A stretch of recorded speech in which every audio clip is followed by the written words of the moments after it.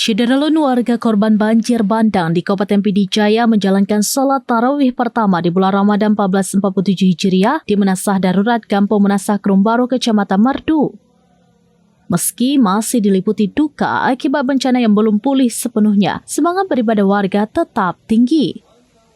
Keterbatasan sarana ibadah tidak menyurutkan langkah warga untuk mengisi malam Ramadan dengan solat tarawih berjamaah.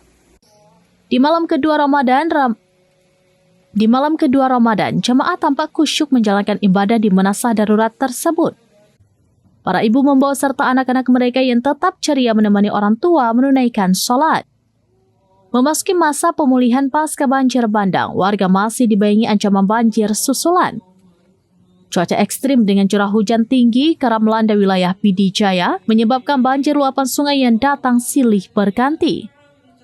Namun ancaman tersebut tidak mematahkan semangat warga untuk beribadah. Menasah darurat yang digunakan untuk sholat tarawih dibangun setelah menasah lama rusak parah diterjang banjir bandang pada November 2025. Badan Amil Zakat Nasional membangun menasah darurat tersebut untuk meringankan beban korban banjir. Keberadaan menasah darurat memudahkan warga menjalankan ibadah di bulan puasa tanpa harus menempuh perjalanan jauh. Menasah ini menjadi satu-satunya tempat ibadah yang tersedia bagi masyarakat di kampung tersebut.